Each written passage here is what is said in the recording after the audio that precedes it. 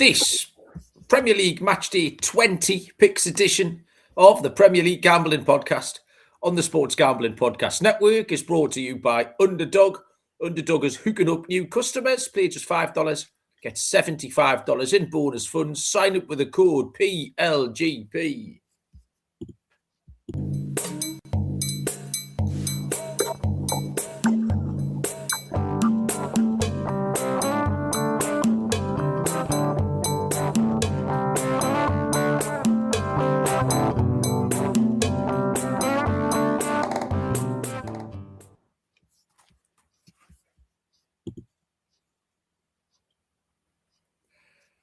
Happy New Year and welcome everybody to the Premier League Gambling Podcast on the Sports Gambling Podcast Network. My name is Malcolm Bamford, coming to you from Newcastle upon Tyne in the northeast of England. Today is the 1st of January, Thursday, I reckon. Thursday, the 1st of January, 2026. We are going to run the rule over. It was a mainly dog shit weekend of Premier League action, particularly tonight, scintillating stuff. Before we get stuck right into another card, which starts on Tuesday, I think it is. I don't know what day. No, Saturday and Sunday. I don't know what's going on. Week 20. I'm not your mother. Do your own work. Joining me is Mr. Barry Penaluna. Barry, how's 2026 treating you? It's all right, Ned. I'm on the Vino Rouge there. Got a red wine on the go. So far, so good. It's been a bit of a quiet one, really. I've not enjoyed any of the football, which is a disappointment. I was looking forward to a bit of football after yesterday, where there was nothing on. That got on me tits. And then today, just sat through 2-0. Yeah, I sat through 2-0. Well, I lay in the bath through 1-0. And then I sat here. The kids wanted to watch the new Traitors, so we watched that and watch the football. Sunderland are getting right on my tits. And I know any Sunderland fans listening. Yeah. I got kicked out of the lounge when the Traitors come on.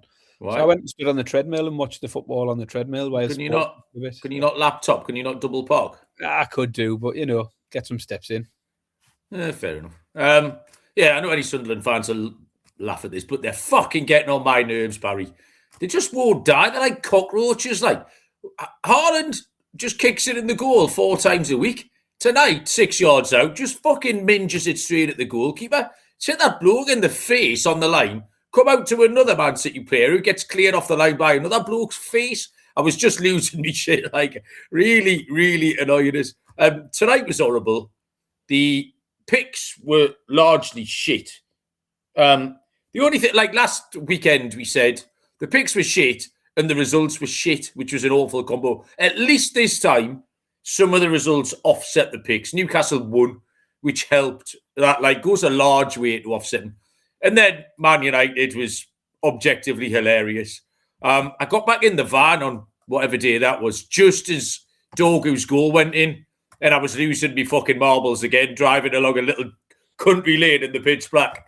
Because it was the Arsenal commentary, so they just cut to Man United to say, "Man, you have scored." 93rd minute. I was fucking going to drive into a tree. And then they went back 2 minutes in to say it'd been disallowed. I was back. I was back out the ditch. So that was objectively hilarious. And then Liverpool tonight was quite funny. So that kind of offset. I just can't, any 50-50s, but sometimes when you're on a bit of a downturn, just some of the 50-50s. But if I pick an over, it goes under. If I pick an under, it not even close. Like unders at Newcastle, it's 2-0 after 6 minutes. I was laughing. I was like, however. West Ham Brighton, I go under it. It's 2-1 at half time. It's done by half time. Missed penalties. So I can't even blag a little. The 50-50s, I must be 0% on over the last 10 or whatever. So there you go. Anyway, we need to get onto the big news, Barry. The stop the press, biggest news of 2026, 2025, and many other year, Barry. We started this podcast for the World Cup, didn't we? Qatar 2022. Tonight is episode 326. And last night, Barry, we have made it for the first time ever. I was spotted in the wild by, I'm going to use the term, Barry, a fan. I was in Carlisle at the Holston, as I had advertised last week. I've been there 5 or 6 years running. It sound big old do, 300 people having a lovely time. And as I was handing out the fun money, they all get some fun money to play at the casino with. I was handing out the fun money. Lad said to me, "Are you the bloke off the podcast?" I was like, "What?" And I said, "Yes." He shouts his mate over. He's like, "It's him off the podcast." So Ellis from Carlisle had listened. He's a regular listener. He showed me on his phone like I didn't believe him. I was like, "I believe you." He'd obviously heard me saying last time that I was going to Carlisle. Him and his mates were ready for me. So we did I took selfies. My ego's out of control, Barry, now. I'm like fucking Joey Ramone. I'm like Kurt Cobain. I've gone wild. So I messaged you straight away. I was like, "Barry, you're not going to believe it." For like so many years, first ever. I messaged Sean and Ryan this morning just to tell them. I was like, "You've created a monster. I've been recognised in the wild." So yeah, it was fun. Ellis was good crack. Ellis was pissed, and his mates were all pissed. They then started calling me podcast for the next hour, which was funny. Like his mates who didn't listen. All right, podcast. That sort of English patter. And then, as luck would have it, Barry, there was a medical emergency in the venue, got closed down, and we got sent home after 10 minutes work. So that was the end of that. I can't say that lightheartedly. Nobody died. Everyone was okay. But the room we were in got closed down while paramedics and defibrillators and things were brought out. And we were just politely told to pack the casino away and go home. So 10 minutes work for an extortionate fee on New Year's Eve sorted me right out. But yeah, and I gave Ellis the prize, because no one had played the casino. We have a prize for the winner. So I went and gave Ellis my bottle of Aldi Prosecco, which there's no way he needed that at that point because he was thoroughly rat-ass. But yeah, thanks, Ellis, and all your cronies. Your West Ham friend with the big turkey teeth. I enjoyed him as well. So yeah, Baz, spotted in the wild. What do you think of that? Yeah, I did have a laugh when I got your excited message. I could feel the excitement through your messenger post. Say hello to Barry. We had a few of that as well, Baz. We're passing on their regards. I got the feeling you might have been their favourites because one of them was saying, "Tell him what you were saying to me about him the other day." And he was going, "Shut up, man, shut up, man." So they must have been slagging me up, which is fine because you got every right to. He was like, "No, shut up, man, shut up, man." So that was funny. So there you go. Spotted in the wild, Baz. We have officially made it. We're thoroughly global mega stars. Now, right from the bottom up, Joe Dollar's in the chat, blowing his Arsenal trumpet. Joe, Happy New Year to you. Ian Lights out here. Squad numbers 7 and 9. Smudger and Callum. We're in early doors. Shane from New Zealand. Welcome along. I saw John Cullifay lurking about early on. Bob D, Danny Midler, Danny Not the Mackham is here. I think that might be everyone so far. So yeah, thanks for joining us on New Year's Day particularly. Everyone probably nursing a bit of a hangover and being fairly steady. I've been to Morpeth Town v Stockton Town today, Barry. So I did see some actual football in the North East Premier League. Sorry? Any goals? There was 2 goals. It was Morpeth 0, Stockton 2. Stockton Town Ultras behind the goal. They must have had about 100 travel, which was a decent effort. They had some good songs going. I think I've mentioned on the show before their best song is "It's Wider Than Yours, It's Wider Than Yours. Our High Street is wider than yours." Because Stockton famously has the widest high street in England. So wherever they go on their travels, that's their favourite away song. But yeah, 2-0 to Stockton. Took the bends. It was cold. Had a Bovril. Had a half-time Bovril. Can't argue with that. So that was good. And then watched all this shit tonight. But yeah, I'm away working miles away the next couple of days. But your New Year, Barry, anything to report? It was a bit of a low-key one, really. I had been ill all of Christmas. Finally started pulling myself around in time for New Year. Planned a nice meal. So I'd fucking decided I'd create this nice menu. Bit of a French twist on it. Create everything from scratch. And just have a quiet night. And Chloe was going out to have a sleepover with a friend. And Sophie was going to have a friend round. So me and Helen could have a quiet night. And then Helen got ill. So that sort of spoiled. So you cooked yourself a massive gourmet meal for one. This is the most Barry thing you've done so far this year, Barry. The plans were already in motion, so I cracked on with it.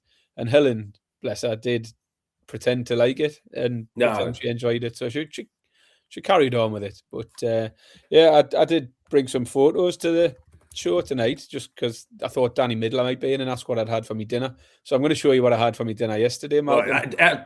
Can I just advise you, Danny? Because I went and made a cup of tea before, just as we were getting set up. When I came back through, there was these pictures of food on the screen, which completely surprised me. I advise you to be sitting down, if you're not sitting down, Danny, for this, because this is pretty highly erotic, what Barry's about to put on the screen.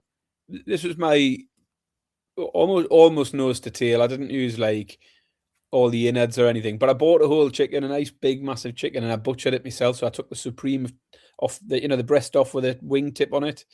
Okay. Oh yeah. Did you put one of those little fucking chef's hats on the end? No. But then, so I had a plan for the chicken breast. I had a plan for the legs. I used the carcass to make all the stock for the sauces and stuff like that. So nothing went to waste. We started off. I mean, I didn't cook the bread course. This was just a focaccia with a nice olive oil, balsamic vinegar for a bit of dipping. Nice. So it's just a little bit of an amuse-bouche there. And then for the starter, here we go. Guess there. Well, we've got scallops, haven't we? Is that black pudding? Yeah. What are those other bits of the little bits of chorizo? Okay. So we've got king scallops with chorizo and a chorizo butter and some crispy crumbled black pudding with some pea shoots there. That's nice. That you like that? Yeah. Count me in, yeah. And then the main course. This was all the chicken. There you go. This was a Suprema chicken. Yeah. Crispy skin. Got the skin beautifully crispy. The croquette there, you see that little bonbon thing? Well, this year I was interested in the bonbon. I clocked this earlier on. So, is it a croquette? Is it like a potato croquette? So I braised the chicken legs in chicken stock and white wine, shredded them, mixed it up with a bit of bechamel sauce and a little bit of Comté cheese, breadcrumbed. A bit of what cheese? Comté. Okay. Nice nutty French cheese. And then, deep fried. Absolutely beautiful, really indulgent. Some wild mushrooms there. On the left, you've got a bit of pomana. It's like a thin sliced potatoes cooked in a load of butter. A gratin situation. And then some wild mushrooms and tarragon velouté.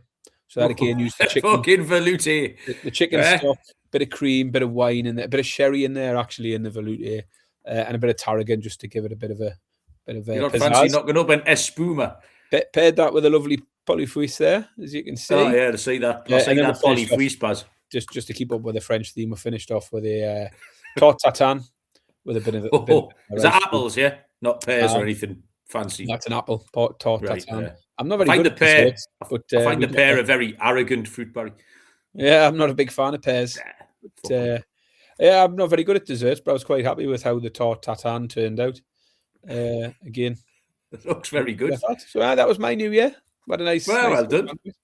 And as I say, Helen pretended she enjoyed it, so that's all that matters. Well done. Yeah, I bet she pretends to enjoy a few things, Barry, on a night time with you, but we don't need to go into that. It's a family show. Callum says smiley faces are banging. That's what Callum eats. And this Hull is getting an absolute pasted in the chat, by the way, and rightly so. We had one of the oddest nights of my life in Hull, Barry, if you remember. Again, a family show. We don't need to go into that particularly, do we? But at one point, there was a greyhound involved. That's all I'm going to tell you about that. If you get me in the pub one day, I'll tell you the story. AFCON update, Barry. Interest you? So, 3 out of 4. Stop laughing at that story. Do you remember? I remember it well, yeah. Is that dog still alive? Find out. 3 of our 4 picks qualified, which was fine. Which is what we wanted. You just wanted to run. But Jesus, did we get no luck with the draw at all? Simmers sent me the draw last night, and I hadn't seen it. So South Africa at 40s, Congo at 50s, and Burkina Faso at 100s. All made it through. But they all got, bear in mind, what you want is a soft draw. The whole purpose of this bet was to get a soft draw to at least a quarter final to give yourself a fighting chance. Like Mozambique is still in there, Tanzania is still in there, Benin, Sudan, who were terrible. I mean, Sudan is 16-1 to win their next round game. In South Africa got Cameroon, Congo got Algeria, and Burkina Faso got Ivory Coast. So we got 3 up. So we got like apart from Morocco, the 3 top of the market teams. Like, and So still live, because at one point to get in the money, you had to beat these teams. But I would have just preferred to get a soft one and keep the excitement going. If one of these teams, I think Congo is still incredibly live. The fourth team, however, Gabon, we always said Africa is absolutely insane. So by Gabon, I mentioned for some reason the coach left out the two best players at the start of the first game, Aubameyang and Lamina. Went 1-0 down, brought them on after 20 minutes. So Gabon were 2-1 up at half-time last night, fighting chance, got beat. And then today, all the players have been suspended by the Gabon FA. You know, there's always some madness. And Aubameyang and the captain, I've seen him a few times, he's called Bruno Ekwelimanga. So him and Aubameyang have been like fired from playing for Gabon ever again, just because they didn't win in this tournament. So Gabon's gone completely and utterly crazy. And Barry, I'm going to say, well, can I say something nice about a Liverpool player? Is that allowed? It's not in keeping with the theme of the show. But if I don't want people to think, you know, we can. As long as people don't expect this is the new us in 2026 and it'll become a regular thing, like.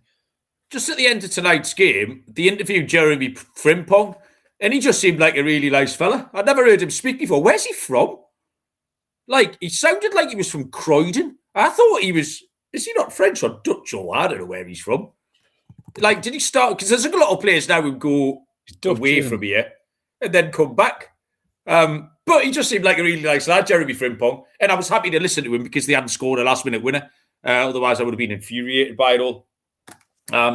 So that's that. You can get access to all of our free picks. Good luck.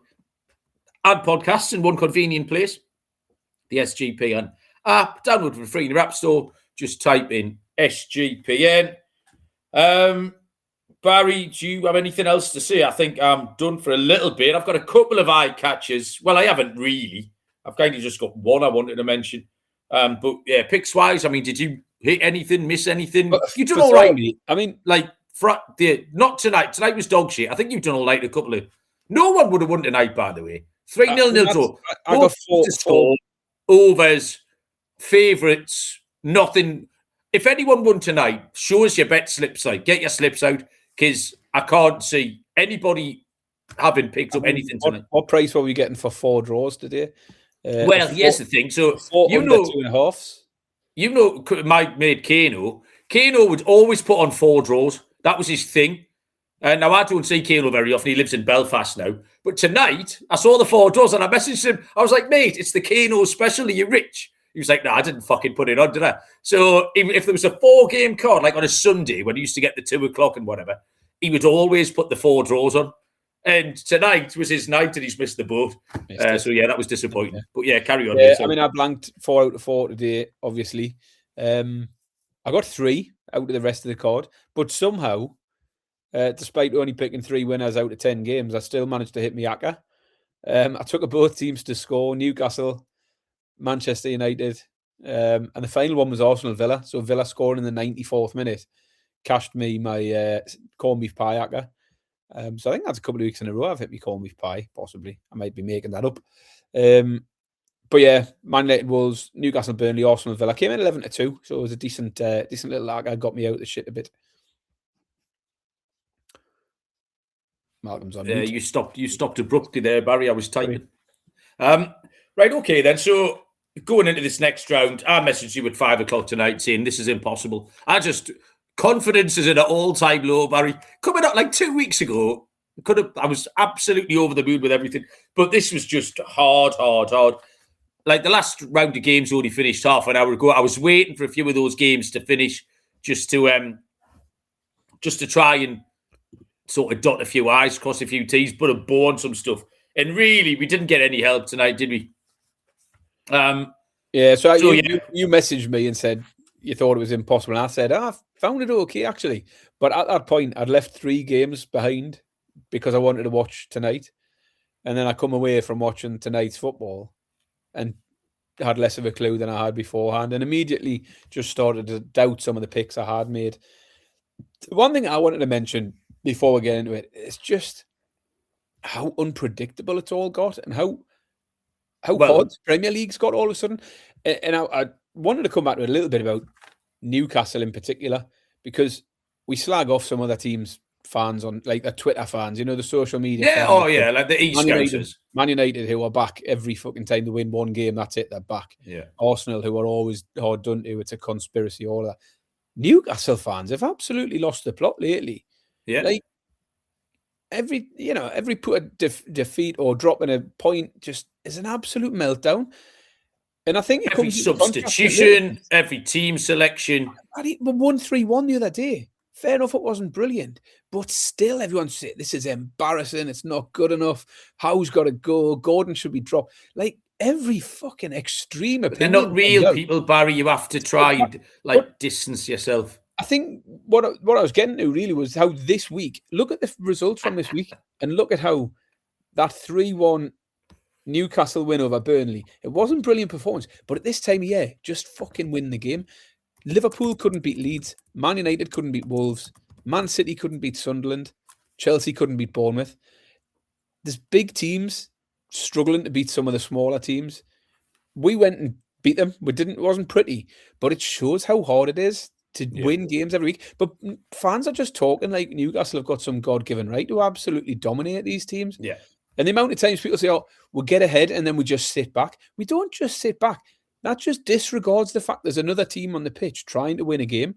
So Newcastle go 2-0 up against Chelsea.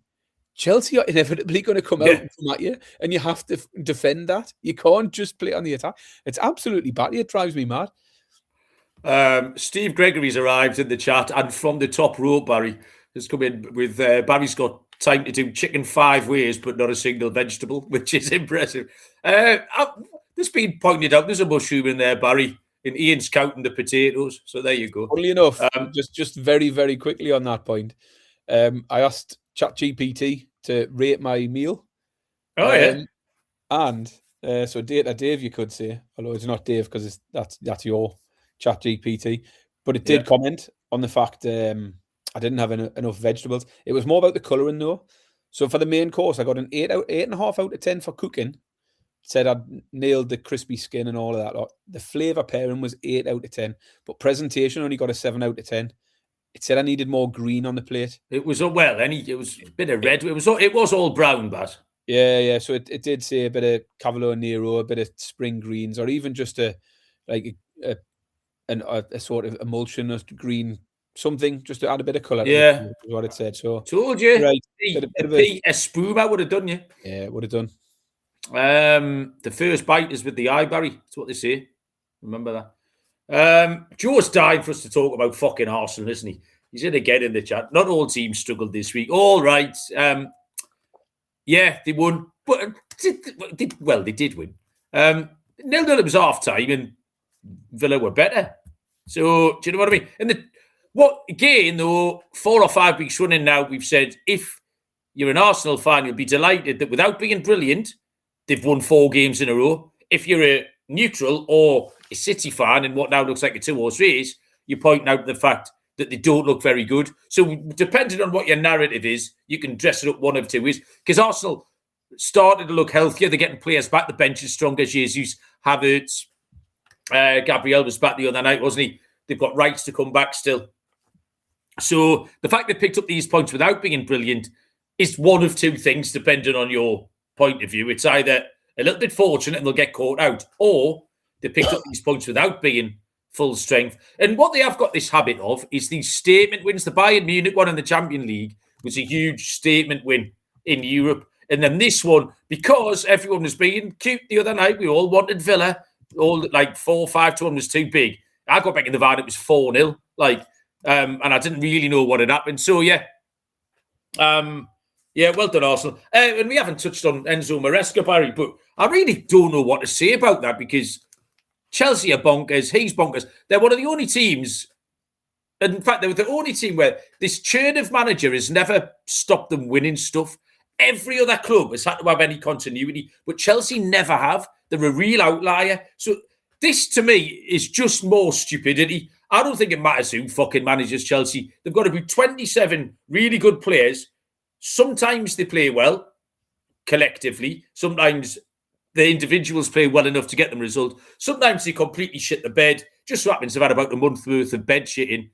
And I don't think Maresca makes any fucking difference because I don't think anyone there has got any control. And I don't think it matters who the new manager is. So I didn't want to get too deep into what Chelsea were doing, like, really. Yeah, it's a bizarre one. I mean, I've seen Liam Rosenior is the favourite to get the job. I thought it was Glasner. We've talked about Glasner. Yeah, Rosenior went odds on at one point today. Any connection with him being at Strasbourg and them also being owned by Chelsea is purely coincidental, I would imagine, because there's no dodginess going on there. But just who cares? Yeah, not me. I'm just looking now, Malcolm. He's 4-11, Liam Rosenior.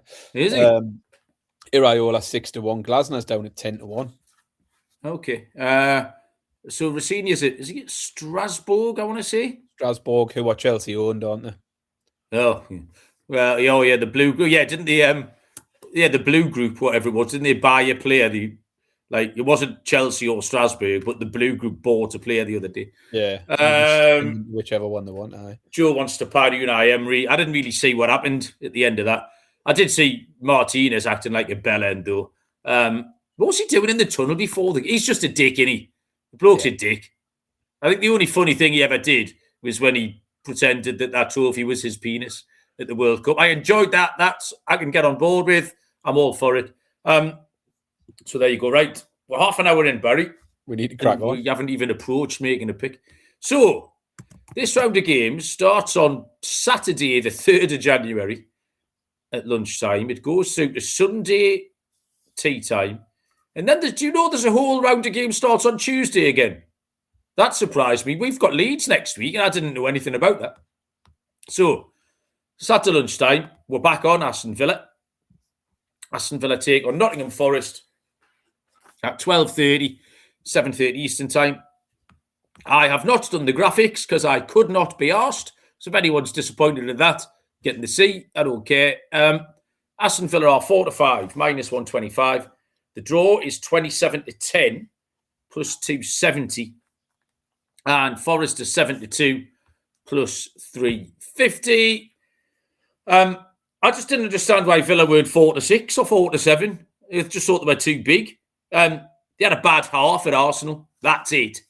That doesn't detract in any way from what they've done previously. It's still a team that have consistently been winning against a team that are consistently losing. Back-to-back home defeats. Dice just comes out and blames everything else. He never knows why they've played shit. The last away game, they lost at Fulham. Villa are just an absolutely backable price here at 4-5. And Villa outright, Baz, was pretty... This was one of the easier ones for me to pick. Like, it's all downhill after this. Yeah. I see Forrest wrote another letter after we did the last show. Well, Barry, shush, whisper this, though. I was going to bring it up, but we wrote one after the Chelsea game, so I couldn't mention it. No, I think we made it. We didn't write a letter. We made a phone call. Oh, did we? Yeah, it's different. Fair enough. We haven't got. There's a bloke sitting there with one of those red phones on his desk. Howard Webb. Hello, PGMOL. I don't think we ever got an answer, right? I don't think anyone picked up, did they? Because we never seen anything. I did see there was something came out saying we should have got a penalty against Chelsea the other day. But who gives a fuck? You say things for a minute, Baz. I've just remembered where my ray gun is because I haven't got it. All right. Oh, you might need it. You better. Your dressing gown falls open. Quick as you can. Quick, we need it. We need it. Yeah, I thought this felt like a nice, easy one to start off with. Like Malcolm, I was really surprised to see Villa at 4-5. Yes, well beaten against Arsenal. Poor second half. But a defeat at the Emirates doesn't suddenly derail their season. It doesn't undo the 8 wins in a row they had before that. And plenty of goals before that as well. And goals is where Forest are struggling. 18 goals all season. Only Wolves have scored less than Forest. They've lost 11 games this season, Forest. 10 of the games they've lost, they haven't scored. I still think my Igor Jesus has got a chance. He's only got 1 goal.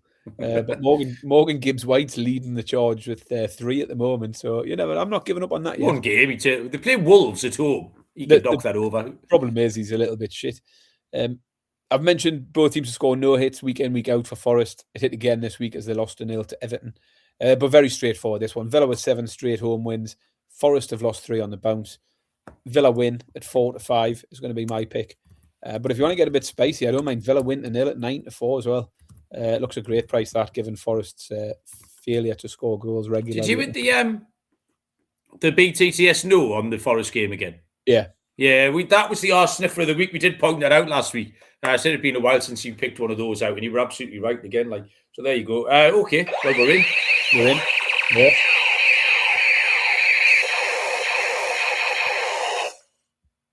Bosh. Ian's asking about college American football. I don't know anything about it. I purposely avoid it. I just have not got time for another vice. There's not enough hours in the day. 3 o'clock kickoffs on Saturday. There are just the two. Brighton take on Burnley at 3 o'clock. Brighton 1-2, minus 200. The draw is Burlington Bertie 100-30, plus 333. Burnley have drifted actually about half a point. They were 5-1 earlier. They're now 11-2, plus 550. Baz. Yeah, this one's definitely trickier. Although Burnley are winless in 10, it still doesn't necessarily mean Brighton are a great pick at 1-2. They've no win in 6, failed to beat West Ham twice, failed to beat Sunderland. At home, it looks a bit better. They've lost only once all season, but it is no win in the last 3 at home as well now. But then you look at Burnley's form, and it's just really hard to make a case for Burnley. I think I could easily be skewed a little bit by the fact I've watched Newcastle play Burnley twice, and Burnley to be quite competitive. But I don't think that's the norm. Certainly from what we hear from Lee every week, who tells us Burnley are still absolute dog shit. The general form for Burnley is terrible. Away from home, they're shipping in far too many goals. In 9 games away from home, they've conceded 24. So they're conceding over 2.5 per game. 8 of those 9 away games, they've conceded at least 2. It should be a bounce back spot for Brighton. It should be one where they can get back on track. 1-2 makes it a bit tricky. So I'm going to take them on the Asian handicap, -1. So a 1-goal win for Brighton will be a push. Not my favourite pick by a long stretch, but I'll take Brighton -1 on the Asian handicap, 4-5. I couldn't take anything. I'm fucking sick of Brighton. Well, I'm not sick of them because I was never not sick of them. I started sick of them. They're fucking useless. No one in 6. Obviously took them at West Ham this week. Missed the pen to take the lead. Why were the West Ham players angry with Welbeck for Panenka in that pen? Surely you're allowed to do if you're 5-0 up, that's maybe a little bit of disrespect. But at 1-1, and the fact he missed it, he's done them a fucking favour. And then that knobhead of a goalkeeper who looks like a musketeer, and everyone else starts pushing him about like he's slighted them, throwing down gauntlets and slapping him across the face. Didn't really get any of that. So that was the key moment to take the lead, really. Brighton didn't get in front. They had to come from behind twice. There's no patterns of what they're doing at all. Burnley played well for large parts, didn't they? They won 84 minutes of that football match. Just how they started 2-0 down and then conceded another one at the end. And it was a questionable Newcastle away team, so it's hard to really quantify. But I did spot a little trend I'm happy to pick. Since an opening day loss at Tottenham, Burnley have scored in every away game, meaning 8 in a row. So both teams to score is hitting all of those. 4-5, -125. I'll take BTTS in that one. Next up is 3 o'clock on Saturday. This is a belter. Wolverhampton Wanderers take on West Ham United. Wolves are 6-4, plus 150. 23-10 the draw, plus 230. West Ham have drifted from 7-4. Who the fuck's backing Wolves? They were 7-4 plus 175 and now out to 15-8 plus 187.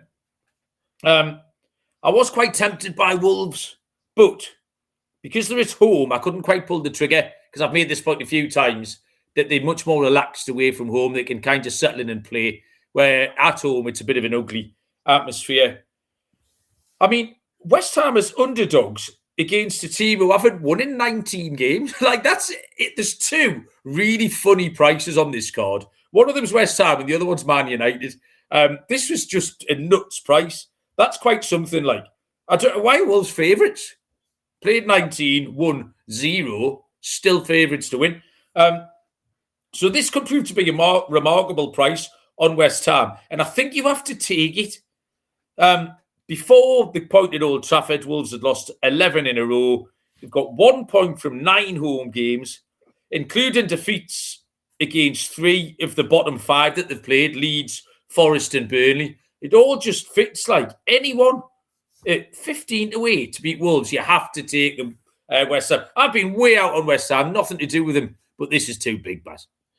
Yeah, I mean, I haven't got the same pick, but I don't mind it at all, and it might feature later on in our exotic picks. But yeah, I can't get my head around why Wolves are favourite. They did finally break their losing streak. 11 games losing it was until Man United failed to beat them the other day. I managed to win in picking that one. I took the both teams to score. And it was where I was drawn here. Wolves are trying. They haven't given up yet. They just aren't very good. But they scored against Man United on 2 occasions. They scored against Liverpool, scored against Arsenal. And West Ham just don't keep clean sheets is the problem. We've got 16 games now without a clean sheet for West Ham. So my first instinct was both teams to score because Wolves don't keep clean sheets either. They haven't got a single one all season. But it's a little bit short, 7-10 for the both teams to score. So I'm banking on one of these getting more than one. I think you could be right. West Ham might be the ones to nick it. But I'm going to take the overs. Over 2.5. Got 2 bad defences. Over 2.5 goals at 10-11. Okay. I'm going to tell you about... Oh, did I not even read them adverts out? I'm so far behind. Oh, fucking hell, Baz. We partnered up with Kalshi, a real money prediction market, legal in all 50 states. You can trade tons of markets, including NFL, college football, college basketball, NBA, NHL. Loads of other markets on there too. You can trade anything at Kalshi. Kalshi customers get $20 when they use the promo code SGPN. That's KALSHI, promo code SGPN. And Underdog got you covered for pick 'em entries. You can win up to 5,000 times your money. Underdog unwrapped tons of promotions all through the holidays. If you play $5, you get $75 in bonus funds. Sign up with a code PLGP. I'll have to read the other ones out pretty quickly. Tea time on Saturday is Bournemouth taking on Arsenal. Bournemouth are 5-1. The draw is 16-5 plus 375. And Arsenal are 1-2. Barry, this is you. This is me. Give me 1 second. I was distracted. Yeah, I've got quite a short handicap on this one. Bournemouth no winning 10 now for Bournemouth. And they've conceded 11 goals in the last 4 games alone, which doesn't bode well for them coming up against an Arsenal side who are in form, not particularly playing well, but they did hit 4 past an in-form Villa side just a few days ago. I just think the wheels have fallen off for Bournemouth.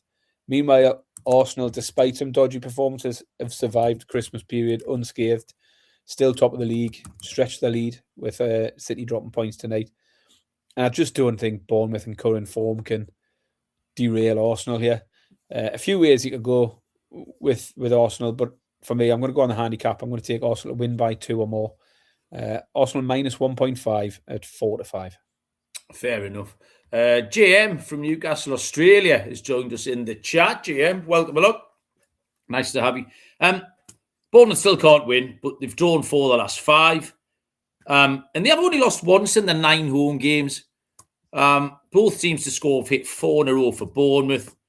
Arsenal, on the face of it, was a great result against Villa. Was slightly skewed, maybe, the scoreline in the end. But they keep winning. They're getting players back all over the pitch. I think the price on Arsenal is about right. They've won 5 out of 9 away. But both teams to score is a strong trend here. 7-2 in the last 9 for Arsenal, as well as 4 in a row for Bournemouth. Again, not a huge price, but 3-4, minus 133 for both teams to score in that one. Next up is the Sunday, all sorts of stupid kickoff times here. 12:30 kickoff time between Leeds United and Manchester United. And Man United have just gone favourites. These prices have flip-flopped since earlier on. I've got no idea why. Both teams, it's effectively a match on the books, 8-5. But Leeds you can get plus 162 and Man United plus 160. So marginal favourites, Manchester United. The draw is 23-10 plus 230. This was entirely down to who I want to bet on. And sometimes, shouldn't that just be enough? Leeds rotated a few out tonight, were competitive. Man U couldn't beat Wolves. And, like I say, I want to bet on Leeds. I don't want to bet on Man U in this spot, so I will. I'll take Leeds at 8 to 5. I don't mind it. Man United failing to beat Wolves wasn't a massive surprise, even given Wolves' terrible form. Because even when Man U have done okay lately, they haven't been brilliant. The foundations of any kind of recovery for them always just appear to be weak. And a lot of the fans I mentioned earlier are just so quick to think they're on the up after the odd result. I don't know what they're watching. Like, Fucking hell. I can't get my head around it. I mean, after the Newcastle game, there was loads of praise for them. I thought they were absolute dog shit that game. Newcastle were worse, Shit, yeah, obviously. Right. I remember even after that 4-4 against Bournemouth, there was pundits coming out and saying this is Man United back at their best because they'd scored 4 goals. They'd conceded 4 against Bournemouth. Fucking, it's bizarre. And even last week, you had Amarim coming out. He quoted as saying he could now change the formation because they were doing well. They were playing well. If you'd changed the formation when they weren't playing well, then it looks like he was just pandering to the press. Wow. And I just think, I don't know what he was watching because I don't think they're doing particularly well. They're going to pick up the odd result everywhere. But it's bizarre. I can't get my head around it. I think, anyway, back to a pick. Leeds are unbeaten in 5 prior to today, so unbeaten in 6 now. They'll definitely give Man United a game. I've no doubt about it. Everyone will give Man United a game at the minute. But I couldn't get the Leeds as a pick. I ended up going with goals. I felt that goals was the obvious way to go. Leeds games have hit both teams to score in 8 in a row now until today, because I was handicapping this before tonight's 0-0. And 6 of the 8 also went over 2.5. I've also wrote that they don't have a clean sheet since August, but they do. Half of my notes are wrong here. But anyway, goals is where I wanted to go. Man United have just seen 2 games go under, but 6 of the last 7 went both teams to score for Man United as well. Newcastle were the first team not to score against Man United since early October. Most teams can get a goal against them. I expect the both teams to score to hit again here. At 4 to 6, it's a little bit too short for like the one I went for earlier. I'm just taking the overs. Over 2.5 at 4 to 5. Just as a quick aside about Liverpool, I watched them tonight, and I watched Florian Wirtz, and I haven't really watched him that closely. But fucking hell, he gave the ball away every single time he got it. Tonight. Yeah, he was awful. He cost a gazillion quid. It was like watching Joe Willock. Like, fucking hell. I didn't see it. He gave it away every single time. It was really baffling. Like, 3 o'clock kickoffs on Sunday. There are 4 of these. The first one being Everton taking on Brentford. Everton are 13 to 10 plus 130. 23 to 10 the draw plus 230. 21 to 10 Brentford plus 210. Baz? Yeah, I mean, both teams have had a decent festive period, both unbeaten. Everton picking up 4 points and 2 clean sheets for Everton as well.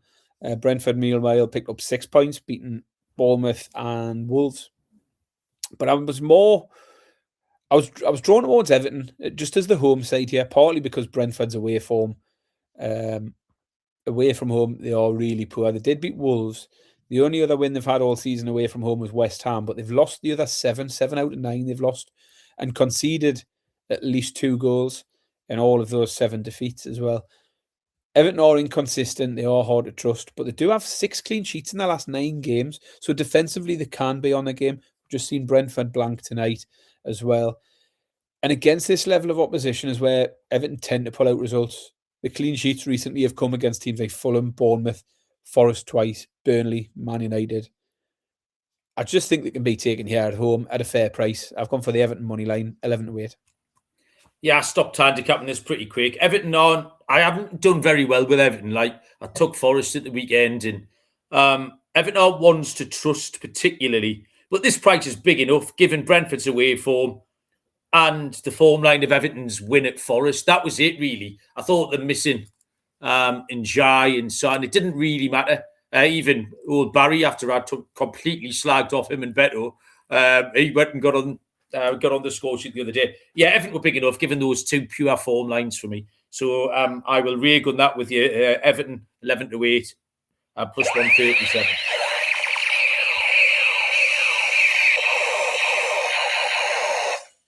Lee's asking if Grealish's virus has cleared up lately. Yeah, I think he's sweated it out. He had a kebab and he's back in the game.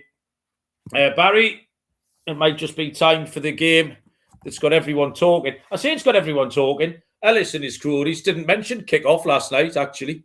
Didn't come into the conversation. Barry, I'm going to level with you here, Baz. I think I'm in a world of shit. My cards are fucking awful. I'm going to have to try and hang on for the next 10 minutes or so and see if I can bring on. I'm going to have to go Harry Maguire up front at the end because I'm going to have to cling on. But anyway, the ball it's in my half. Your half it is on. Your half. Where are we? Not in the blue half. You humped it forward 9, half, and I only managed to knock it back 5. So it's on C9, going towards my goal. I'll show the readers. It's there. Look. Woo. C9 going towards your goal, right? You're going that way. Then. That way. Got a plan. C9. Yeah, I'm going to go 4 on the diagonal towards the centre of the pitch. 1, 2, 3, 4 into the penalty area. 4 forward. Fucking hell, shot on target. Shot on target for Bazza. Hang on a minute. Ray, Robin Bravo. We haven't seen him for a while. He's all the way back. And look at the fucking technique on that throw-out, Baz. He's launching that, isn't he? He's Nick Pope in that over the halfway line. That was the best thing you could have hoped for, was my shot on target, so you could lump it out of your half. Yeah, you're right, guy. So 1, 2, 3, 4, 5, 6, 7, 8. Right up to the halfway line in square number, Barry. A5 is where we are. So we're in the centre circle, just on my side of the halfway line. Hope everyone enjoyed that as much as we did. Next up is Fulham taking on Liverpool, 3 o'clock on Sunday. Fulham 29-10 plus 290. 13-5 the draw plus 260. Liverpool on 9-10 minus 111. I think I had a fever dream this afternoon when I made these notes and this pick, but I'll stick with it. Fuck. I don't know what to do here. This is horrible. So, my pick is Liverpool to win on the money line. But I don't know why, because looking at it now, the only thing I want to pick is Fulham to win on the money line. I thought, Fulham, right, we're going for the full fucking pens out. It's getting scribbled out, that is. I watched both games tonight. I thought Fulham played very well again. I backed Fulham. They've conceded first. I think they were slightly unfortunate. They were down to 10 men when they conceded. There was nothing in it. They've got the equaliser. Very good goal from Kearney. They've hit the post. They missed 2 sitters in the last 3 minutes. Anderson plays one over the bar. And I don't know who the other game was. Number 21. 8 yards out. He's hit it too close to the keeper, to Henderson. They should have won again tonight. And Fulham would be doing me okay. And Liverpool, at the time, so I made these notes this afternoon. And the key form was Fulham's form against the top 5, where they played 4, lost 4. Arsenal, Man City, Villa and Chelsea. But that's when Fulham were in worse form. Fulham weren't having a great start of the season. And they've been much, much better lately. Even the Man City game was that most recent defeat. And that was the 5-4, the insane one. They have lost 7 of 10 against the top 11 teams. So that's where my form line initially came from. They seem to have an inferiority complex against the better teams. But you can't pull the trigger at odds on against Liverpool, having just watched them really never look like beating Leeds. Like, there was a couple of little scrambles and stuff, but Leeds had as much of the game, territory possession. Maybe the stats will tell you something different. I quite like what Fulham have been doing. At a big price, I'll perform the old switcheroo, Baz, and I'll take Fulham. Yeah, I don't mind it. Liverpool were really underwhelming tonight. They just look a bit toothless up front, short of confidence. I think the recent sort of unbeaten streak, and I think the 3-game winning streaks just papered over the cracks a little bit. They've done enough, but only just. They don't lose many at the moment. As I say, undefeated in 7, but draws at home to Sunderland and Leeds, draws again away at Leeds. It just shows they're struggling. They're not quite there. So odds on, like you say, I couldn't have Liverpool at that price at the moment. Fulham are now unbeaten in 4. I assume that's now 5 because I probably wrote this before tonight. 4+1, yes, Barry. So, is 5. wins. I mean, they have had a favourable run of games in December. Wins over West Ham, Forest, Palace, and then a draw with Palace. All 4 teams who are in a bit of a slump. And at home, it is a bit of a mixed bag. They've beat the teams you'd expect them to beat, but then they've lost to Arsenal and City and also Palace. I couldn't get to Fulham either, but they've hit 3 games in a row under 2.5. That'll be 4 games in a row now. Liverpool, looking toothless, as I say, they've just played out a 0-0 tonight. I've gone for the unders here, even money for under 2.5 goals. Liverpool haven't got many goals in them at the moment. And yeah, I just don't see it being a high scoring game. Under 2.5 at evens. Fair enough. Lee, there was nearly a nip slip there, Barry. Tonight, I think we've had nipples on the show before. I think both of our nipples have been out at various points. Not at the same time, I don't think. Not at the same time, no. I don't know what the circumstances would be, Barry, where we both had our nipples out. That would be an all-timer. And it would also be the last show of the Premier League Gambling podcast for everybody's benefit. 3 o'clock on Sunday is a game I shall attend. Newcastle United take on Crystal Palace. Newcastle are 7-10, -142. 29-10, the draw, +290. Palace 15-4, +375, Baz. I'm just laughing at some of the fire in the chat. It's Joe Dollar, man. He's an absolute wind-up merchant. Oh, he'll niggle everyone, won't he, Joe? He will, like. Callum's taking the bait. The key here for the Newcastle game is the extra couple of days recovery for Newcastle. I think could be massive at this time. Tuesday game for Newcastle, straight into Sunday, so a big gap. Whereas Palace have had to play tonight. I think it could be a disadvantage. Regardless of that, Palace are unravelling a bit at the moment anyway. 3 defeats in a row before tonight. Only 1 goal scored in those 3 games. Obviously, they did score again tonight. Newcastle at home, now unbeaten in 10 games, won 8 of the 10 as well. Scored at least 2 goals in all 10 of those games as well. It has been hard work at times, but I'm trusting them here. It's a sort of trust of Newcastle's home form, and also the fact Palace are a little bit off it at the moment. And as I say, them extra couple of days at this time of year when it's busy could be crucial. A little bit short for a win, Newcastle, but tag on over 1.5 goals because we always score 2 at home. So Newcastle win and over 1.5 goals will be even money. Wow, that's a price. Because I've just taken Newcastle to win at a really short. That's like the minimum we go to. That's the flow in it. The basement price of 7-10. We finally won away, but we still weren't convincing. We have won 4 out of 5 against bottom half teams at home. And the other one we didn't win was that late equaliser from Tottenham, the 94th minute fucking bicycle kick that bounced 14 times. But Palace are all right away. They've won 5 away games. They've only failed to score at Chelsea on opening day and at Arsenal. 9 home games. I found that stat as well, Baz, that you did. 9 home games where Newcastle have scored once against Arsenal and Wolves and exactly twice in all the other 7 games. So they do get plenty of goals. But I just think Palace are in a bad spot. We've talked about it 3 or 4 weeks running. It's very, very obvious. And now you've got a bit of added speculation about Glasner and Chelsea, even though you said he's sort of drifted out to 10-1. So I think Newcastle get it done. Stick them in your rack, guess. Newcastle is 7-10, -142.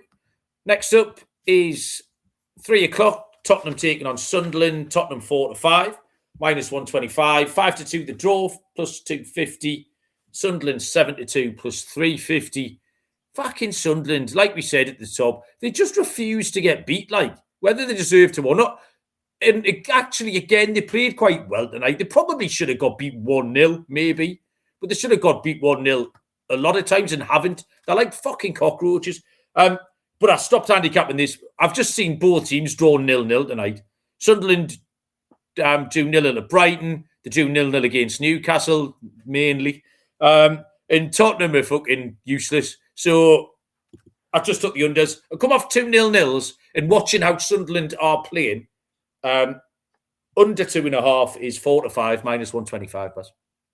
Yeah, this was one where I held off until watching tonight's games, so I can keep it very short and sweet.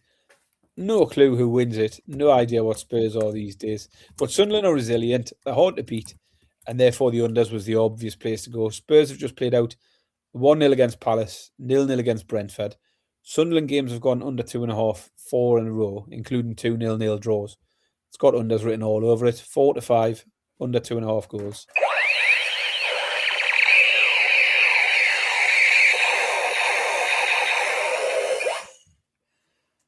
Bit of ground support for the Mackems in the chat. Sunderland double chance for Shane. Joe Dollar said so. I nearly looked at Sunderland double chance, almost just to mush him, just to have got all three outcomes covered, because I can take the safety net of a winning bet and much rather they fucking got beat, because I felt like I need to do something to get them beat. So the Sunderland double chance is the only way I can think of currently to get them beat. So I did nearly take it. Tea time. Is this the last game? Yes, tea time on Sunday, 5:30. We had time. 12:30 Eastern. Manchester City take on Chelsea. Man City are 4-6, -150. 16-5 the draw, +320. Chelsea 15-4, +375. Barry, finish us off with a winner. Yeah, we've made a tremendous comeback here, time-wise, haven't we? We were a long way behind halfway through this show. But anyway, this was another one where I was hoping tonight's game might give me a bit of help. But City struggling to beat Sunderland hasn't helped me at all. Add in the Chelsea managerial change, which adds a little bit more uncertainty. But for me, all I could do here was lean on the Man City home form. 8 wins in a row, 7 of those by 2 goals or more. Add in the Chelsea struggles at the moment, just 1 league win in 7 now. Doesn't seem 2 minutes ago, Chelsea were being touted as potential title contenders. It was only a couple of months ago that it was Arsenal and Chelsea were being mentioned. And as I say, they've fallen apart. So I am massively relying on just Man City's home form and Chelsea continuing to be really, really poor. I'll take City to win, but like the Newcastle game, I'm going to tag on the over 1.5 goals. City win and over 1.5 at 5-6. I've got a bit of a different price because I've really got the same pick. I think it's the same pick anyway. Yeah, the Maresca leaving is like with any other team in the league. I might try and make a case or get involved in the story, but I just think Chelsea are so fucking nuts. It doesn't matter. Like the entire thing was just like a house of cards. Chelsea's foundations of sand because, like we said, occasionally as a collective they're capable.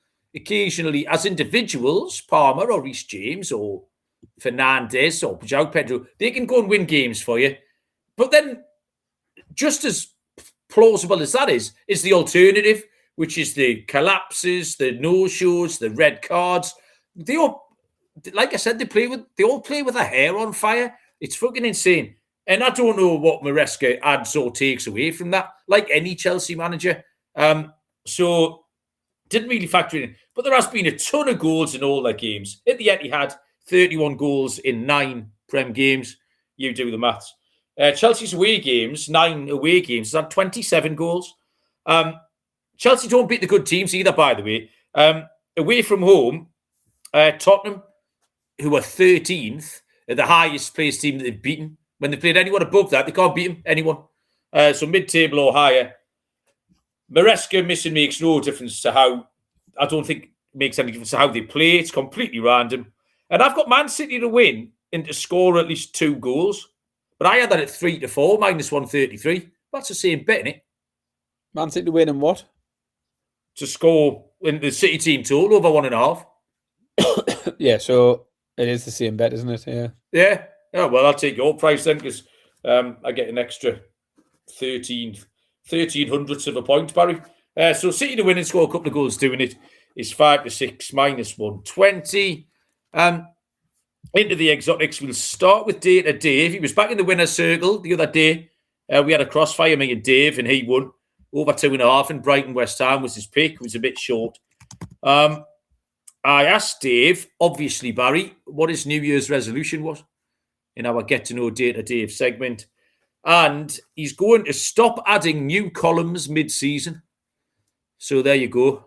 I'm guessing he meant it was spreadsheet rather than his Greek-style living arrangements, like that kind of column. Do you know what I mean? So I'm guessing he's stopping adding columns to his spreadsheets. So that's Data Dave's New Year's resolution. Good luck with that, Dave.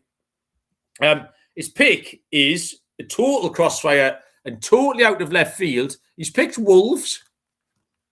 So Wolves on the money line. And I'll tell you why. He's talking a lot of ball. I don't know if he's a bit pissed still. Wolves' home metrics are strong. High quality chance creation. Consistent XG. West Ham's defensive numbers away from home are leaky. Wolves press well against teams who struggle in build-up under pressure. Dave's model shows a clear edge, but an overshort price. Exactly the sweet spot you asked for. I don't think any of that's true. I think Dave's been on the sherry. So anyway, Dave's taking Wolves. My lock is Aston Villa at 4-5. I just thought it was too big. My dog is West Ham at 7-4. Although Leeds now fit into that bracket where they didn't earlier on. But I'll stick with West Ham. Corned beef pie accumulator is a straight up money line. Arsenal win.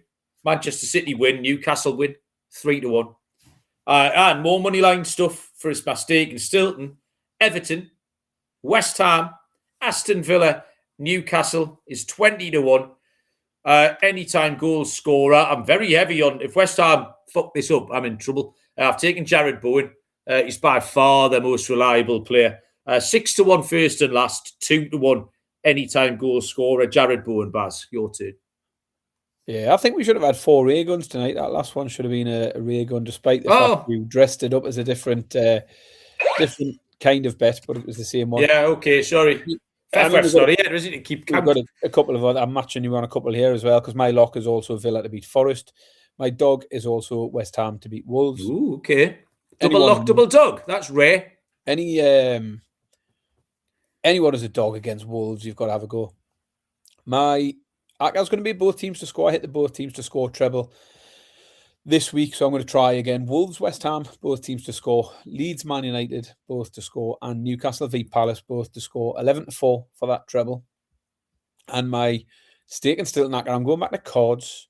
First one's going to be João Gomez, Wolves, in what could be a competitive game against West Ham. So I'll take João Gomez to pick up one there. Bruno Guimaraes for Newcastle. He's walked the tightrope for a few weeks. The leash is off now. He's free. He's not in banned territory anymore because it's all been wiped clean. So Bruno Guimaraes will get one for Newcastle. And I was going to go Caicedo, but of course he got one the other day, got banned, so he'll miss the Man City game. So it's going to be Enzo Fernandez. He's the one that's going to have the little bit niggle in the midfield against Man City in another competitive game. So João Gomez, Bruno Guimaraes, and Enzo Fernandez for Chelsea, 50-1, all to pick up a yellow card. We like the card treble, but the card treble needs to make a more frequent appearance. Yeah, need to get back on it. 50-1, so I'll take the doubles as well because it's a decent price. Scorer for me is going to be Ollie Watkins, 6-4 anytime, 5-1 first or last. Okay. So we're all done, Baz. Can I briefly tell you what my next 2 days entails? Because it's mildly humorous. There's some sort of karma or irony or something. I never get any jobs in January, which is fair enough. No one's got any money. No one's having any parties. So I have to stockpile all this money in December, and then I can spend the next 3 months frittering it away, whatever. Send it all over the authorities. It's fine. I got a job on the 3rd of December, Baz, and I was delighted to do so. Because, like I say, I never get any. And I'll show you where it is, Barry, on my map. 3rd of January, I assume you mean. 3rd of January. That's what I said, isn't it? It's December, you said. Did I? So on Saturday, I've got this job. That, Barry, is 6 minutes away from my house. Beautiful. Right. So it's a January job, which I never get. 6 minutes away. The absolute dream. And then, unbelievably, I got a job on Friday as well, Barry. I got a job tomorrow. So I'm fucking double parking, like double whammy. Tomorrow's job, Barry, the top is my house. The bottom is where the job is, which is in Butlins in Minehead, which is 6 hours and 53 fucking minutes away. I mean, seriously, like, do you know what I mean? I can't complain because it's going to pay the bills. It's going to keep me in losing bets for another 3 months. But fucking hell, back-to-back days, 6 minutes, 6 hours. So I'm off on the road at 8:30 in the morning to literally, I think that's as far away as you can drive without driving into the sea in this country. Now, if you're American or Canadian, that doesn't seem very far. I know you'll go and visit a friend who's 7 hours away, like for a cup of tea. For us, like, that's ridiculous. It's literally the other side of the country. It's like on Exmoor. I take it you're staying Fucking over. ridiculous. Staying over, but obviously we've got to get up at Sparrow Fort because I've got to get back to then drive 6 minutes to my Saturday night job.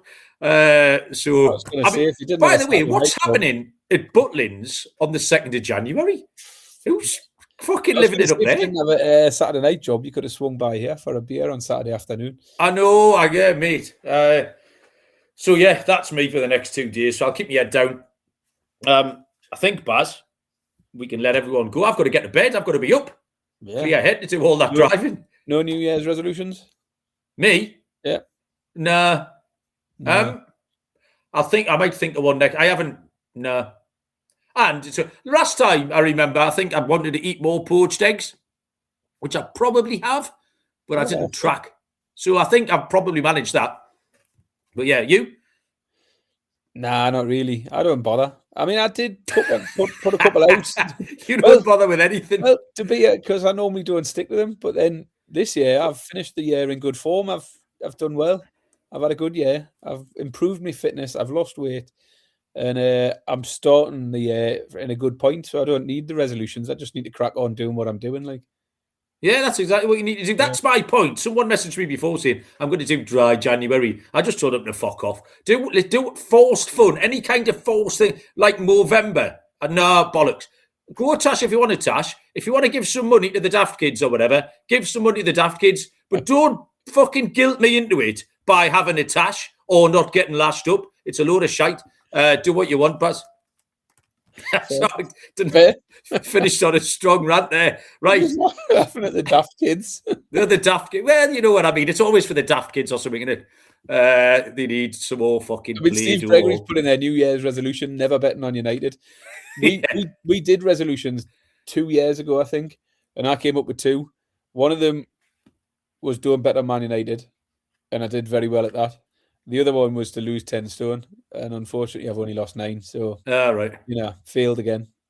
Yeah, spot on. Right, okay. So we're gonna have to do another show now, Barry, on Monday, aren't we? Sunday, maybe. I might be tired and emotional after me. After me. So one or the other. We'll get it out the way. We'll do a show at some point. We'll do a show at some point for the games. There's only one game on Tuesday, actually. Is that and then there's 8 games next Wednesday night. That's a fucking jackpot. That never happens. One on Tuesday, one on Thursday. 8 games on Wednesday night. That's a proper betting marathon. Right, thanks everybody for joining us today. We appreciate it. I've got nothing else to tell you, really. Good luck with your bets. Have fun. If you see me on the road between... Now we're global megastars, Now Ellis has broke the seal on seeing listeners in the wild. By all means, come to Minehead Butlins and say hello. Enjoy your weekend. Good luck with your bets. We'll see you down the road. Cheers.